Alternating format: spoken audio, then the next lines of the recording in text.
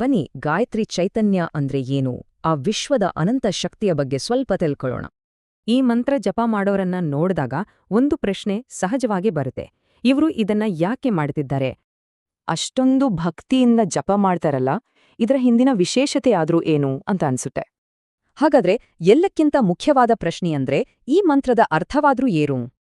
ಈ ಎಲ್ಲಾ ಪ್ರಶ್ನೆಗಳಿಗೂ ಉತ್ತರ ಸಿಗೋದು ಗಾಯತ್ರಿ ಚೈತನ್ಯ ಅನ್ನೋ ಈ ಸಂಗ್ರಹದಲ್ಲಿ. ಸರಳವಾಗಿ ಹೇಳೋದಾದ್ರೆ ನಮ್ಮ ಬುದ್ಧಿ ಸನ್ಮಾರ್ಗದಲ್ಲಿ ನಡಿಲಿ ಅಂತ ಸವಿತ್ರ ದೇವನಿಗೆ ಮಾಡುವ ಪ್ರಾರ್ಥನೆ ಇದು. ಇದು ಕೇವಲ ಒಂದು ಗುಂಪಿಗೆ ಸೀಮಿತವಲ್ಲ, ಬದಲಿಗೆ ಇಡೀ ಮಾನವ ಕುಲಕ್ಕಾಗಿ ಇರುವ ಒಂದು ಸಾರ್ವತ್ರಿಕ ಪ್ರಾರ್ಥನೆ. ಈ ಮಂತ್ರದ ಮೂಲಕ ಸಾಧಕರು ಎಲ್ಲದಕ್ಕೂ ಮೂಲವಾದ ಚೈತನ್ಯ ಅಂದ್ರೆ ವಿಶ್ವಪ್ರಜ್ಞೆಯ ಜೊತೆ ಒಂದಾಗ್ತಾರೆ. ಈ ಚೈತನ್ಯಕ್ಕೆ ಎರಡು ಸ್ಥಿತಿಗಳಿವೆ. ಒಂದು ಆಕಾರವಿಲ್ಲದ ನಿರ್ಗುಣ, ಇನ್ನೊಂದು ಆಕಾರವಿರುವ ಸಗುಣ. ಆ ನಿರ್ಗುಣ ಸ್ವರೂಪ ಮಹಾಸ್ಫೋಟ ಅನ್ನೋ ಒಂದು ದೊಡ್ಡ ಕಂಪನದಿಂದ ಸಗುಣ ರೂಪಕ್ಕೆ ಬರುತ್ತೆ. ಅದೇ ಈ ವಿಶ್ವದ ಆರಂಭ. ಈ ವ್ಯಕ್ತರೂಪವನ್ನೇ ನಾವು ಸೃಷ್ಟಿ, ಸ್ಥಿತಿ, ಲಯಕಾರರಾದ ಬ್ರಹ್ಮ, ವಿಷ್ಣು, ಮಹೇಶ್ವರ ಅಂತ ಕರೆಯೋದು. ಸರಿ, ಈ ಸತ್ಯವನ್ನ ಅನುಭವಿಸೋದ್ ಹೇಗೆ? ಅದಕ್ಕೆ ಇರುವ ದಾರಿಯೇ ಜಪ.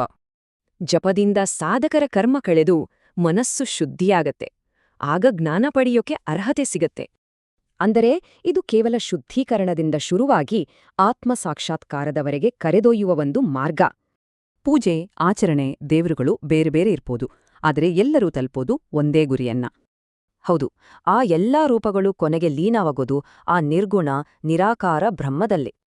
ಹಾಗಾದ್ರೆ ಬ್ರಹ್ಮ ಅಂದ್ರೆ ಏನು? ಅದೇ ಅಂತಿಮ ಸತ್ಯ, ಎಲ್ಲವೂ ಒಂದೇ ಅನ್ನೋ ಏಕತೆಯ ಭಾವ. ಹೇಗೆ ಮರದ ಕೊಂಬೆಯಿಂದ ಬೇರಿನ ಕಡೆಗೆ ಹೋಗ್ತೀವೋ ಹಾಗೆ ಸೃಷ್ಟಿಯ ಮೂಲ ಹುಡುಕಿದಾಗ ಈ ಸತ್ಯ ತಿಳಿಯುತ್ತೆ. ಕೊನೆಯದಾಗಿ ಹೇಳೋದಾದ್ರೆ ಏಕತ್ವವೇ ಪರಮಸತ್ಯ. ಇಷ್ಟು ಹೊತ್ತು ಈ ಪಯಣದಲ್ಲಿ ನಮ್ಮ ಜೊತೆಗಿದ್ದಕ್ಕೆ ತುಂಬು ಹೃದಯದ ಧನ್ಯವಾದಗಳು.